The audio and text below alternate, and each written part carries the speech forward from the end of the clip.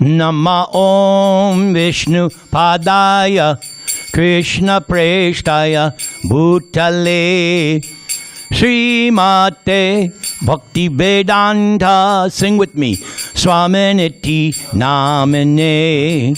Namaste Saraswate Deve Gauravani Pracharine Nirvishesha Shunyavadi Paschatya Desha Tarine Trinadapi Sunichena Taradiva Sahishnuna Amanina Manadena Kirtaniya Sadahari Hare Nama Hare Nama Hare Nama Eva Kevalam Kalo Nastyeva Nastyeva Nastyeva Gatir Anyata Shri Krishna Chaitanya Prabhu Nityananda Sri Advaita Gadadhar Sri Vasadi Gaur Bhakta Vrinda Hare Krishna Hare Krishna Krishna Krishna Hare Hare Hare Rama Hare Rama Rama Rama Hare Hare. Welcome everyone, welcome. We're all here in this temple, and this is, I consider, one of my several homes away from home. And besides the fact that you have excellent prasadam, I like coming here because of your cooperative mood. Your mood of cooperation is so wonderful. So I applaud you. Before I speak, lately, last couple of months, I have been invoking this particular statement by Sutta Goswami. Tatra kirtayato vipra viparsher bhuri tejasa ahang chadyagamam tatra nivishtas-tad anugrahat sohang va shrabayishyami yataditang yatha mati. So, in the beginning of Srimad Bhagavatam, we hear the conversation between Sutta Goswami and the sages of Naimisharanya. And Sutta speaks a little bit, and then he says that I am going to now recite to you Srimad Bhagavatam. And I'm going to deliver it exactly as I heard it when it was first recited by Shukadeva Goswami. And indeed, at the end of the Bhagavatam, we see that Shukadeva Goswami tells everybody that yes, this Sutta Goswami later will repeat these topics to the sages of Naimisharanya. And then Sutta said, so I'm going to tell you Bhagavatam exactly as I've heard it, but I'm also going to give you my realization as far as I've realized it. So the reason why I like this is because I try to, in my preaching, I try to follow in Sutta Goswami's footsteps by reciting how I've heard it from Srila Prabhupada. And following in his footsteps also, Sutta, I will throw in some of my own realizations. If you're ready to proceed, say Hare Krishna. Hare Krishna. So first let's chant the 12-syllable mantra. Om Namo Bhagavate Vasudevaya. Om Namo Bhagavate Vasudevaya. Om Namo Bhagavate Vasudevaya.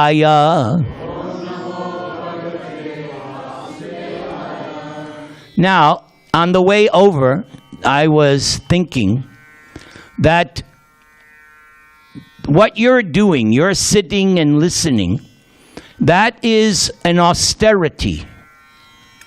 And we learn from Sutta Goswami that when Krishna in your heart, where is Krishna? He's in your heart, right? So when Krishna in your heart sees that you're trying to hear about him, he becomes very pleased. So I know it's an austerity to sit and just listen to somebody vituperate. But the payoff is that if you agree to listen, then Krishna in your heart, vidhu noti surit satam abhadrani. Krishna in your heart will remove all inauspiciousness. Abhadrani. Vidhu noti. He will cleanse. So just try to hear. My job is to make it as entertaining and enlivening as I can. So let's see how Krishna empowers me. So I'm going to recite this shloka, the main shloka for today's lecture. Desha kalarta yuktani hrit tapo pashamani cha haranti smaratas chittang govinda bihitani me. So this statement is made by Arjuna, the same Arjuna in Bhagavad-gita. Please repeat after me. Now I am attracted to those instructions imparted to me by the personality of Godhead, Govinda, because they are impregnated with instructions for relieving the burning heart in all circumstances of time and space. So, I'm going to read a few more verses, then I will give you the context, the backstory leading up to this verse so it makes more sense to you. So that was Arjuna speaking to his brother Yudhisthira after the Battle of Kurukshetra. So now, Sutta Goswami tells the sages, thus being deeply absorbed in thinking of the instructions of Lord Krishna, which were imparted in the great intimacy of friendship, and also in thinking of Krishna's lotus feet, Arjuna's mind became pacified and freed from all material contamination. Arjuna's constant remembrance of the lotus feet of Lord Krishna rapidly increased Arjuna's devotion. And as a result, all the trash in Arjuna's thoughts subsided. Because of Lord Krishna's pastimes and activities, and because of Krishna's absence, it appeared that Arjuna forgot the instructions left by the personality of Godhead. But factually, this was not the case. And once again, Arjuna became lord of his senses. And because of Arjuna's possessing spiritual assets, the doubts of duality were completely cut off. Thus, Arjuna was freed from the three modes of material nature and placed in transcendence. So there was no longer any chance of Arjuna's becoming entangled in birth and death, for Arjuna was freed from material form. So let's bring you up to speed the context of these statements. So after the Battle of Kurukshetra, when the Pandavas won the war, and now Yudhisthira is the emperor of the earth, the son of Drona Acharya, Ashvatthama, tried to retaliate by sending a Brahmastra nuclear weapon towards the Pandavas. And Krishna, he instructed Arjuna how to neutralize, how to counteract. And then after that, Ashvatthama sent another Brahmastra to kill the child in the womb of Uttara. She's also related to the Pandavas.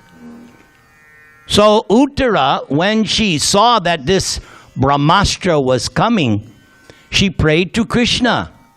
And she said, "Oh Krishna, I'm not concerned about myself. I'm concerned for the child in my womb. Please, it's okay if I die, but let my child live." And that child was the heir apparent of the Pandavas, Maharaj Parikshit.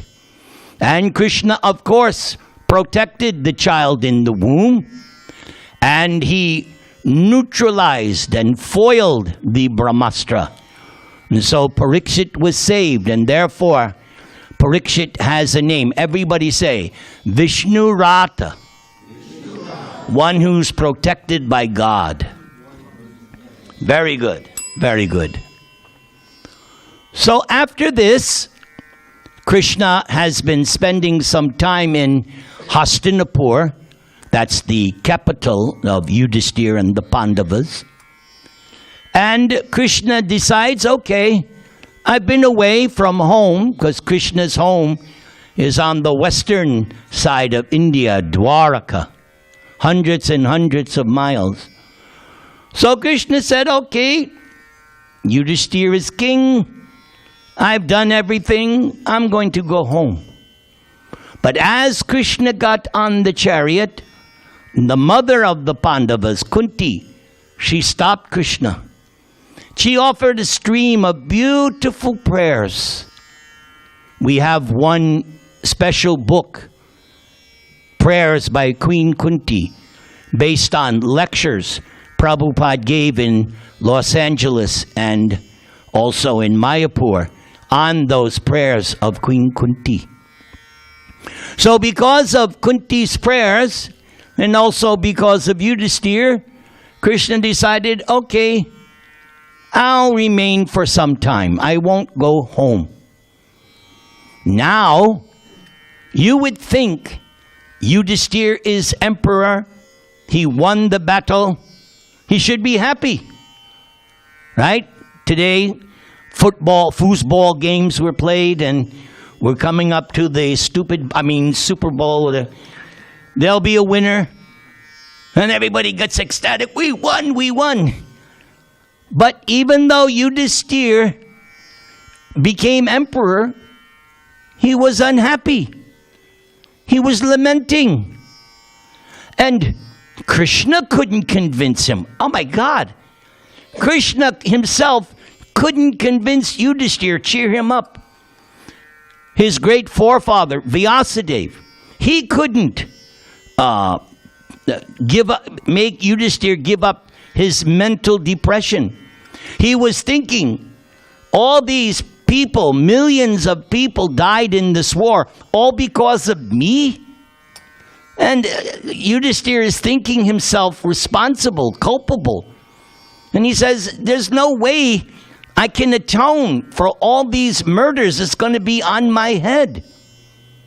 So since Krishna couldn't convince Yudhisthira, Vyasadeva couldn't convince, Krishna said, okay, come with me.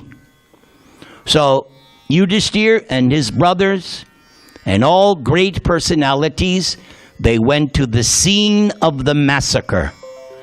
And there, lying on a bed of arrows, is the great Bhishma. Bhishma had gotten a benediction long time ago from his father. You will die only when you want to die. Who would like that benediction? Nobody? I do. And I'll die when I want? We're not so fortunate. If the doctor comes and says, okay, Nirantara, you have 1 week. Oh, no, wait. I'll give you stock options. I'll give you... The doctor can't promise. He can't promise. When your time's up, your time's up. But Bhishma has that benediction. So the battle is over, and Bhishma Dev is lying on the battlefield, and his body is racked with arrows. Practically, he's lying down on a bed of arrows, which have pierced his entire body. But he's not dying. So Krishna takes Yudhisthira and the Pandavas to Bhishma. And all along throughout their lives, Bhishma had special affection for the Pandavas. Even though Bhishma fought against the Pandavas and fought to death, still he had so much affection. So when Yudhisthira and his brothers came, Bhishma Dev gave nice instructions to Yudhisthira. And one of the powerful things that Bhishma says is that nobody knows the plan of Lord Krishna. They may be great rishis and munis and sages. Nobody can figure out the plan of Krishna. And so, actually, Yudhisthira, you being king, this was all Krishna's arrangement. So therefore, you should accept it. Now you have a duty. I wish the leaders of the world would pay attention to what Bhishma Dev told Yudhisthira. That the duty of the heads of state is to give protection to the people, not exploit them as the modern demons who are ruling the earth all over. They're just exploiting the citizens. The real ruler sees to the welfare and benefit of the people in the kingdom.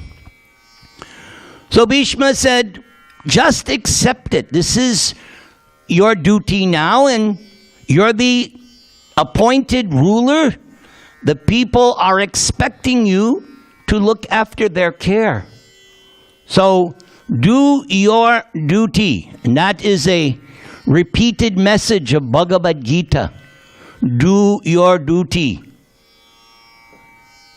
So Bhishma then, after instructing Yudhisthira, Bhishma now has decided, oh, Krishna is here.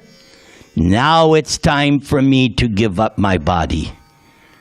So the sun was setting, and Krishna was so affectionate towards Bhishma. One of Krishna's names, everybody say, Bhakta-vatsala. That means Krishna is very respondent to his devotees. And Bhishma Dev, even though Bhishma fought against Krishna, he's still a Mahajan. He's still a pure devotee. Yes, that's a whole nother lecture, not tonight. But Krishna has agreed. So Bhishma is lying on the bed of arrows, and Krishna is at his feet. So Bhishma is looking up, and now at this time, Krishna is not two-handed like we have in our temple, the two-handed Krishna. For Bhishma, Krishna gives Bhishma what he wants, because that's the form that most attracts Bhishma, the four-handed Narayana form. And actually, one of the statements Bhishma told Yudhisthira, he said, this Krishna here, who you sometimes think is your messenger or order carrier or cousin. No. He is Adi Narayan. Very powerful statement. Adi Narayan, meaning there may be many Narayana Vishnu forms. But Bhishma, the Mahajan, is saying, this Krishna is Adi, the original, the source. Same thing that another Mahajan, Lord Brahma, says. Govindam Adi Purusham Tamahang Bhajami. Ishvara Paramaha Krishna. The supreme controller is Krishna Govinda. So Krishna knows Bhishma's inner desire. So Krishna appears in four-handed form. And Bhishma offers beautiful prayers describing his famous incidents throughout Krishna's life and Bhishma's life. And repeatedly in his prayers, Bhishma prays, let my mind be fixed only on Krishna. We see in Bhagavad-gita the famous line, Mam ekam sharanam, that we are to take exclusive shelter of Krishna. Exclusive. So that's part of Bhishma's prayers. Let my mind be invested in Krishna. And then at the auspicious moment, Bhishma Dev stopped his prayers and looking at the face of Krishna, he gave up his body. That is how to die. We learn in the 8th chapter of Bhagavad-gita, whatever we are thinking of at the time of death, that determines the next chapter. So that's why we are very careful with our mind. Krishna in Bhagavad-gita says, your mind can be your best friend or your mind can be your worst enemy. So Bhishma Dev taught us how to pass the final examination of death, because that's what death is. What is life? A series of choices, a series of decisions, all leading up to the final exam, the moment of death. And Krishna says, if you can remember me, if you can think of me, you can come to me.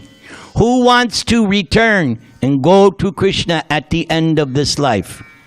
Every hand should be raised. If not, then I got to wonder why you're doing here. Because I got you laughing. Good. That's a good sign. Because as Prabhupada said, go home, back to Godhead, our original home. And this temple is an embassy of that original home. So that's why when we come here, anybody in anxiety when they take prasadam? No. Is anybody in anxiety when the kirtan is going on? And hopefully no one's in anxiety now while I'm speaking. So, Bhishma went back to Godhead. So now, Krishna decides after some time, okay, my family, my friends in Dvaraka, they're missing me. So, I return. And that's described by Sutta Goswami. So now Yudhisthira is king, and the uncle, Vidura, who has not participated in the battle, he has been in pilgrimage all throughout India. And so Vidura returns back to Hastinapur, and his mission is, I have to deliver my wicked elder brother. Because Vidura was the youngest of three. There was Pandu, Dhritarashtra, and Vidura. So here is Dhritarashtra, and Yudhisthira is taking care of Dhritarashtra as if he's still the king. Just see how wonderful. Yudhisthira has won the war, and Dhritarashtra and his sons tried to kill the Pandavas time after time after time. Does Yudhisthira hold a grudge? No. He allows Dhritarashtra and his wife Gandhari to stay in the palace, and they're served just as if they're king. Yudhisthira is noble to a fault. So Vidura, he left actually on not so nice terms. Vidura, throughout the Mahabharata story, Vidura was always trying to give Dhritarashtra good advice. Not to give in to his evil son Duryodhana. Not to plot against the Pandavas. Vidura knew what was going on. And time after time, Vidura warned his brother, if you don't stop your nonsense, you're going to lose everything. And that's exactly what happened. Dhritarashtra had 100 sons, and at the end of the Battle of Kurukshetra, not one remained. He lost everything. So Vidura was thinking, maybe now I can have some influence on my elder brother. So Vidura went to his brother. He said, look at you. Look at you. You are living like a dog in the house of the very people you tried to kill by arson and poisoning. Look at you, Dhritarashtra. You're old. Your senses are invalid. You're coughing up mucus. You become hard of hearing. What are these? These are the signs of the old age, and old age leads to death. So, somehow or other, by Vidura's expert preaching, Dhritarashtra finally woke up.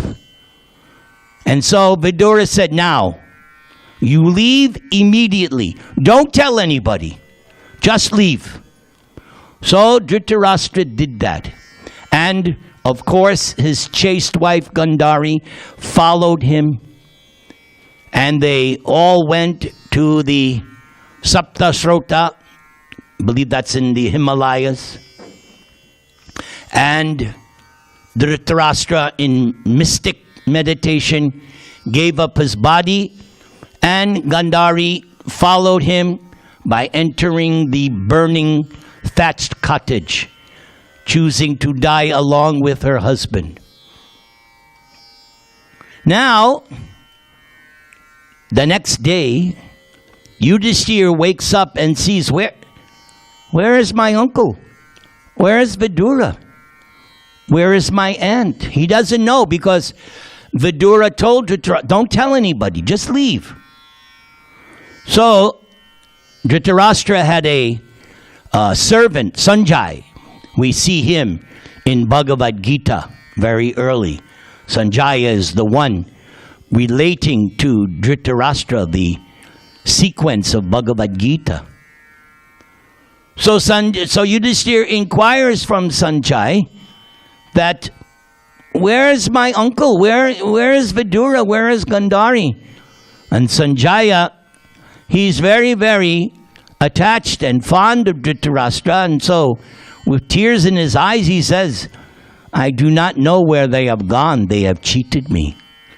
Then, all of a sudden, Narada Muni Bhajaya Vina Radhika Ramana Name. The great mystic, pure devotee Narada arrives on the scene. And he explains to Yudhisthira everything that's going to happen. He says, oh yes, on the 5th day from today, Dhritarashtra will burn up and he will leave his body. And Narada also hinted at the disappearance of Krishna. And so Narada gave the instruction that you should remain here as long as Krishna is still on the planet. Then after that, you can do the needful. So after Narada leaves, little by little, Yudhisthira notices how things in the kingdom are going bad. People are starting to become influenced by the age of Kali. Because it says more than once, I believe there's 3 references in the Bhagavatam. When did Kali Yuga begin? The day Krishna disappeared from this planet. That's when Kali Yuga began. So Yudhisthira is noticing, I see there's quarrels amongst family members. Husband and wife are not treating each other nicely. People have begun to adopt foul means. And he's questioning his brother Bhima. What is this? What's going on? Then Arjuna comes. And when Arjuna comes, his face is totally dejected. And Yudhisthira goes through a whole series of things that, Arjuna, I can't believe you look the way you look, so dejected. Did this happen? Did this happen? He explains so many scenarios that would be cause for Arjuna to be dejected.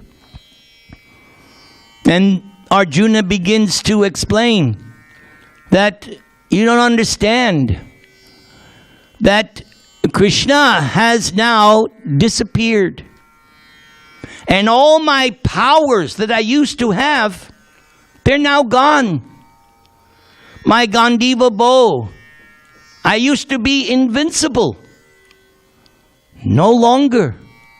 So Arjuna realizes that everything he was able to accomplish was all because of Krishna. So, as we saw here, Arjuna explains to Yudhisthira about a little bit about the disappearance of Krishna. And as we just read, Arjuna thought that he had become bewildered, but he remembered the instructions that Krishna gave him on the Battle of Kurukshetra. So let's do that verse one more time. Please repeat. Desha kalarta yuktani hrit tapo pashamani cha. Hey, you're doing pretty good. Haranti smaratas chittang Govinda bihitani me. Now I am attracted to those instructions imparted to me by the personality of Godhead. Govinda, everybody say. Govinda. Because they are impregnated with instructions for relieving the burning heart in all circumstances of time and space. So this is the meaning of Bhagavad-gita. Impregnated with instructions for relieving the burning heart in all circumstances of time and space. So with the time remaining, Prabhupada, our spiritual master, this purport that he has composed is brilliant. This purport is like a summary of Bhagavad-gita, but it will require your concentration. Are you with me? Yes. All right. As Prabhupada used to say, sit properly. You are, don't worry. Here's Prabhupada's purport. Herein, Arjuna refers to the instruction of Bhagavad-gita, which was imparted to him by Lord Krishna on the battlefield of... you get a point. Krishna left behind him the instructions of Bhagavad-gita, not for the benefit of Arjuna alone, but for all time and in all lands. So that gives us a clue why Prabhupada emphasized book distribution. Prabhupada wants his books in every country, in all the languages of the world. Dvaraka, do we know how many languages Bhagavad-gita has been translated? 80? 80 languages.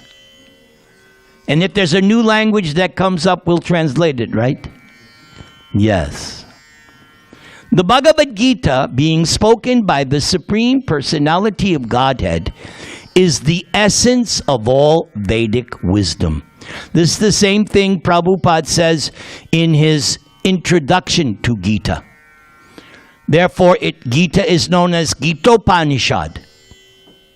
And then there's that prayer by Shankaracharya. All the Upanishads are like a cow. And the expert milkman, Krishna, is milking that Upanishadic cow. And the milk is Bhagavad-gita. So, and Prabhupada writes this, you just study Bhagavad-gita, you will know everything you need to know how to go back to Godhead. Bhagavad-gita is nicely presented by the Lord himself for all who have very little time to go through the vast Vedic literatures like Upanishads, Puranas, and Vedanta Sutras. Bhagavad-gita is put within the study of the great historical epic Mahabharata, which is especially prepared for the less intelligent class. The problem which arose in the heart of Arjuna on the battlefield of Kurukshetra was solved by the teachings of Bhagavad-gita. So, Arjuna's dilemma, now those who've read Gita, day one of the battle, Arjuna drops his bow. He's confused. He's bewildered. He doesn't want to fight. So Krishna, in 18 chapters, actually 17, Krishna explains everything to Arjuna, and every so often the message is hammered. Get up and fight.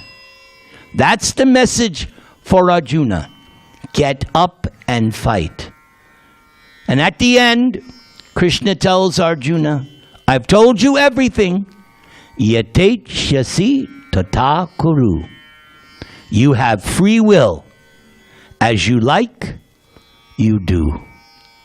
This is so important. Free will.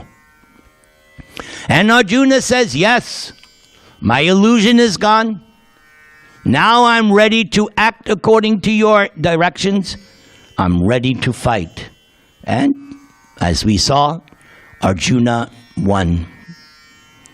Now again, after the departure of Lord Krishna from the vision of earthly people, when Arjuna was face to face with being vanquished in his acquired power and prominence, Arjuna wanted again to remember the great teachings of Bhagavad-gita, just to teach all concerned that Bhagavad-gita can be consulted in all critical times, not only for solace from all kinds of mental agonies, but also for the way out of great entanglements which may embarrass one in some critical hour.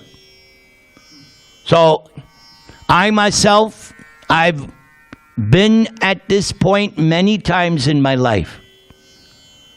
But fortunately, I have resolved my problems and my issues because I take this purport very, very seriously in my own life. The merciful Lord Krishna left behind him the great teachings of Bhagavad-gita so that one can take the instructions of the Lord even when Krishna is not visible to one's material eyesight. Because here we have the deity, Krishna is here. But Bhagavad-gita is also Krishna. You could actually worship Bhagavad-gita as a deity because it's non-different from Krishna.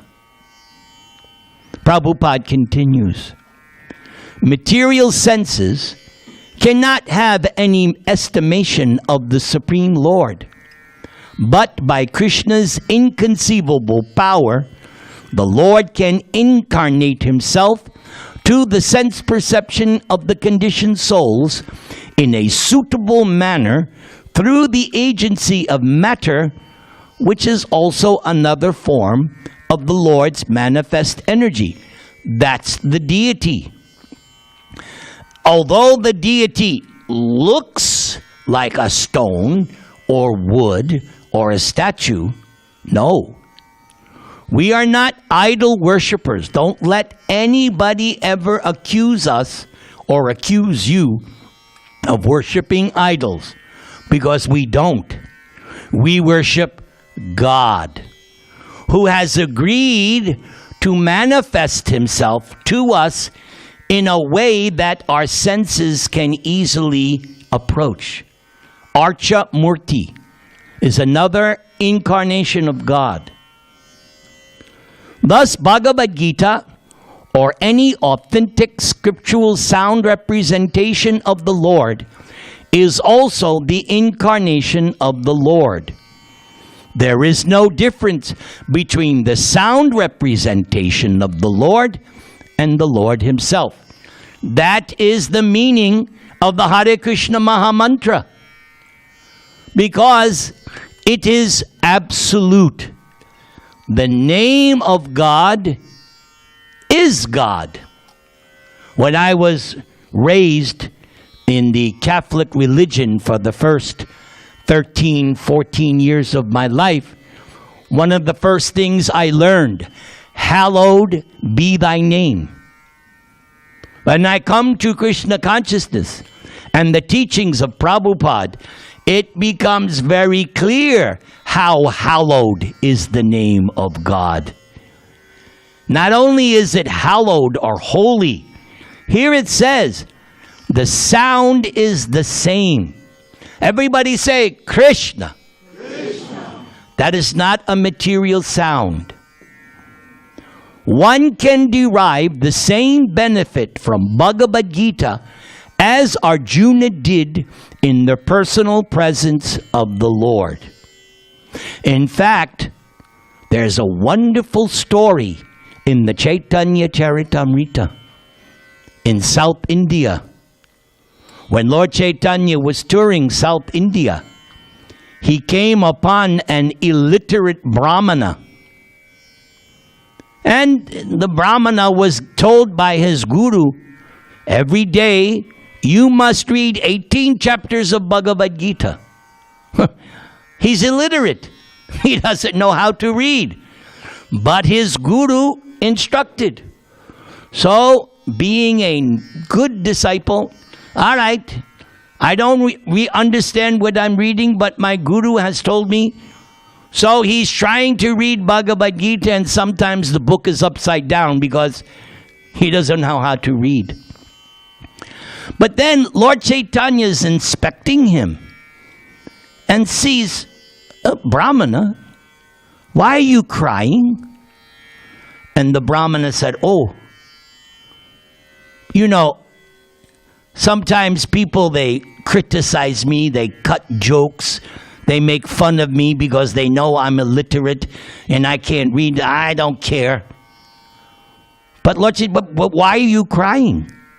And the Brahmana said, because as soon as I open the book, I see Krishna and Arjuna.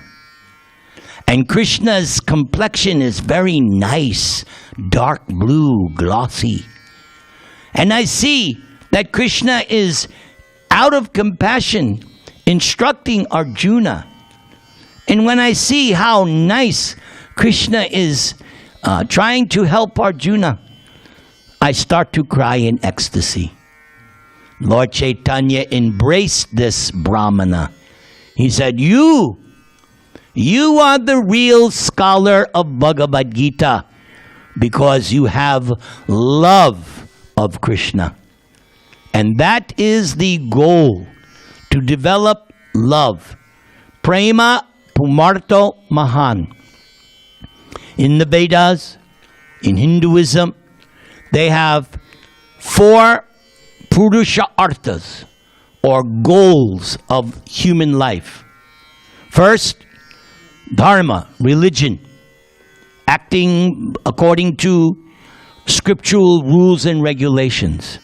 If you do that, you get Artha, some material facility. With that, Kama, let's enjoy our senses. Then when I get frustrated, all right, moksha. Let me become free, liberated. So those are the 4. But Lord Chaitanya says,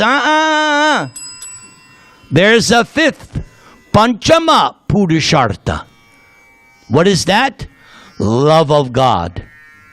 Love of God is beyond liberation. I've heard it from people of other religions. They say sometimes, oh, why do I want to go to heaven? I'll be bored. Nothing to do. Play a harp in the sky. They have no conception really of what is real. But Lord Chaitanya says no. The ultimate goal of life is to reestablish your forgotten, loving relationship with Krishna. And by that rendering of service, you develop love. This concept is, practically speaking, for me, the most important concept of all the teachings. Love of God. Now, we don't have time for the rest of the purport, but I will give a synopsis. Is that all right?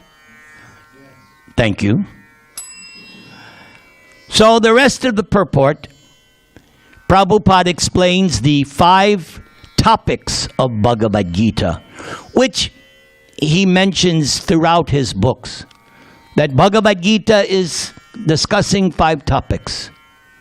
Ishwar, Jiva, Prakriti, Kala, Karma. Ishwar, God, the supreme controller, from whom all the other items come. Then Jiva, you and me, the living entity. The living entity, according to Bhagavad-gita, never was there a time when I did not exist, nor you, nor all these kings. Neither in the future shall any of us cease to be. Not me, not them, not you. That's a song I wrote long, long time ago. But that's the teaching. I always existed. I exist now. And I will always exist. So I tell people, you better get used to yourself because you're not going anywhere. Yes. And if you don't like what you see in the mirror, no need to worry. Change.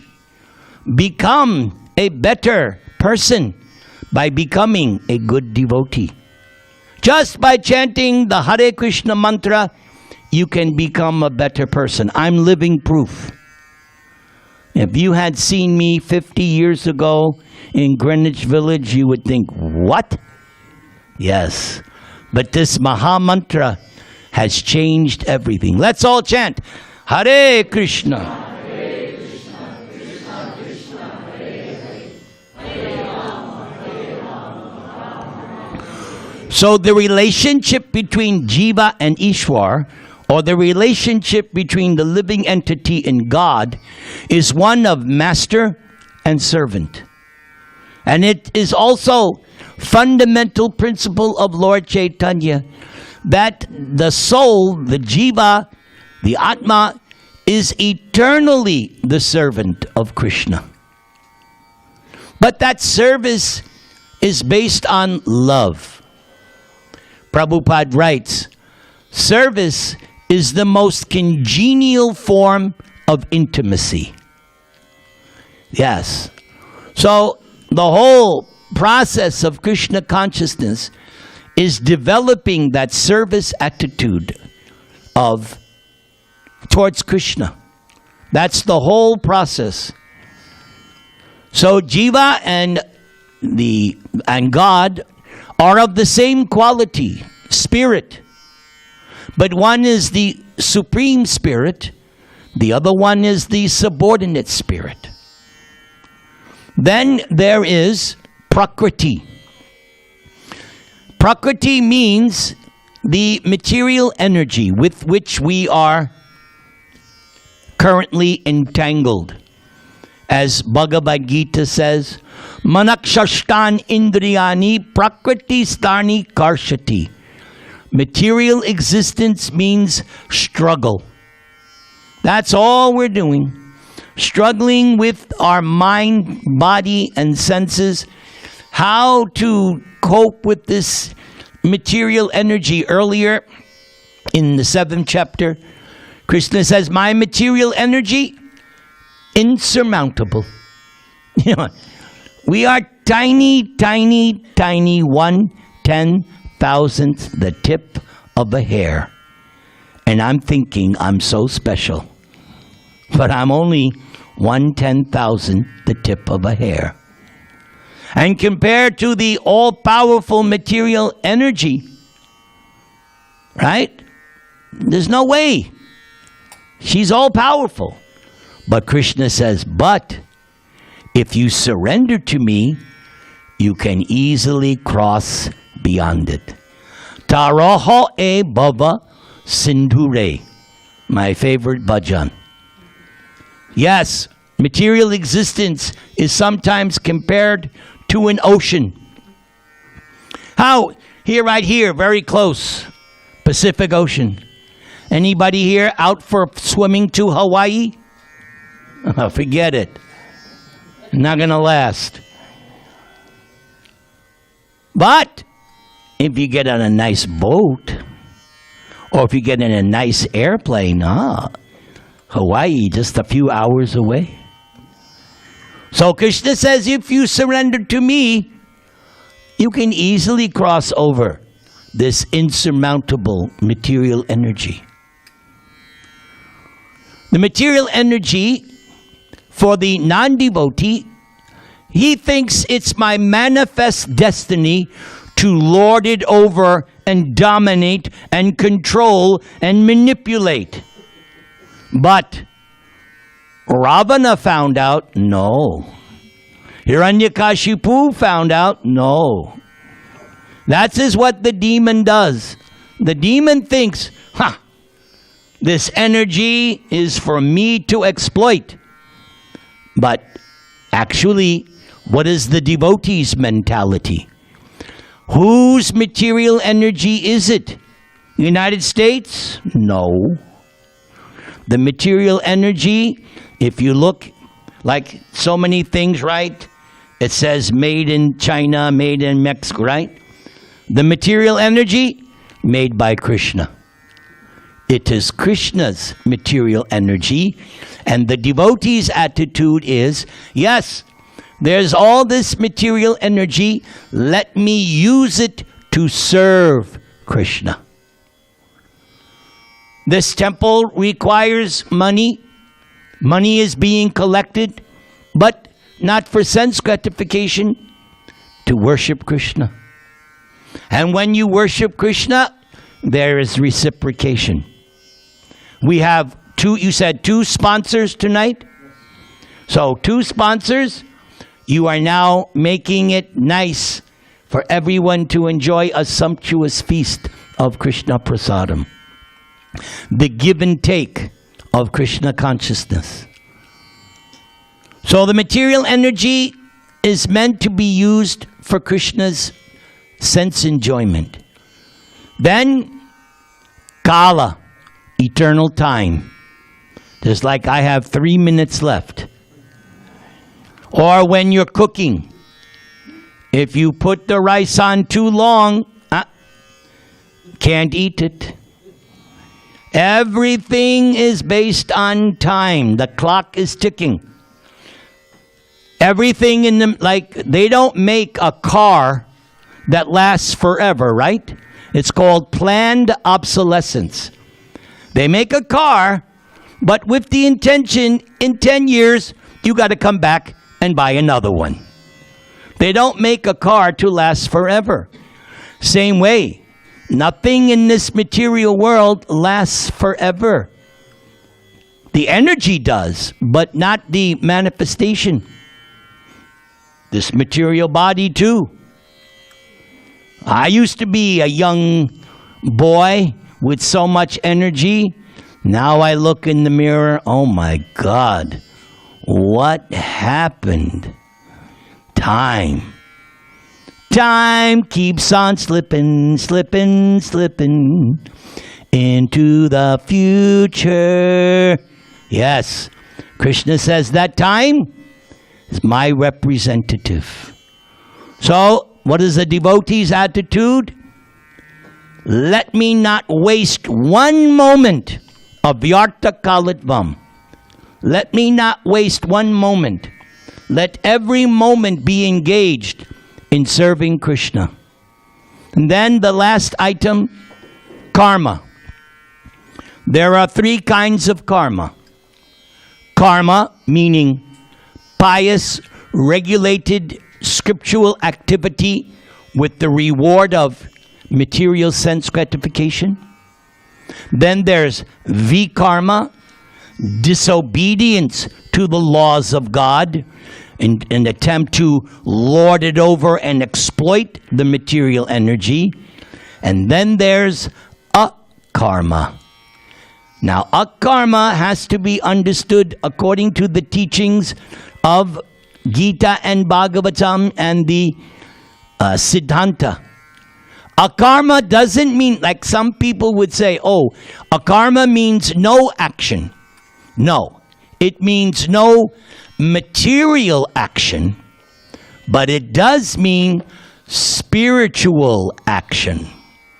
We call spiritual action Bhakti Yoga, devotional service. And that is the conclusion of Bhagavad-gita, devotional activities. I mentioned earlier Narada Muni. So Narada Muni has a verse, Sarva Upadi Vinirmuktam Tat Parat Vena Nirmalam. Rishikesha Rishikena, was it Rishikena Rishikesa Sevanam Bhaktir Uchate. He gives the definition because Narada Muni he is the Bhakti avatar, the Bhakti Shakti avatar, empowered incarnation to preach the science of bhakti. And he has one book, Narada Bhakti Sutras, which is all the codes about devotional service. So Narada's definition of bhakti is very easy to understand. You have senses, rishika. Just like here are these kartals. They can't play themselves. I have to manipulate them. So rishika means the senses. And the senses are like instruments, like the bell, like the kartals, like the mridanga. So now what do you do with the senses? You serve the master of the senses. Everybody say, Rishikesha. Rishikesha. That's 2 words, Rishika, Isha. The controller, the master of the senses. So, Narada says, with your senses, namely eyes, ears, nose, tongue, skin, hands, legs, throat, all your bodily senses, your mind. Use these senses to render service to Krishna, which you have been doing for the last hour. You have been using your ears. You've been using your eyes to try to become absorbed in this message of Krishna consciousness. So have used your senses to serve the master of the senses. Hare Krishna, Hare Krishna, Krishna Krishna, Hare Hare, Hare Rama, Hare Rama, Rama Rama, Hare Hare.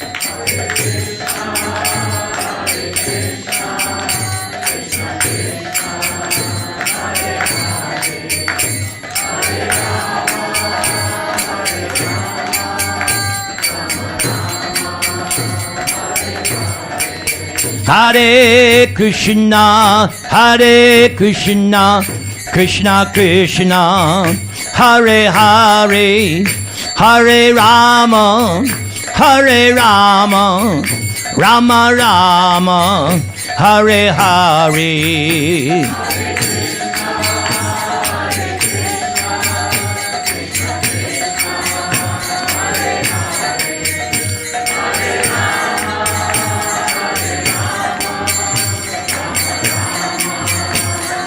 Everybody again, Hare Krishna.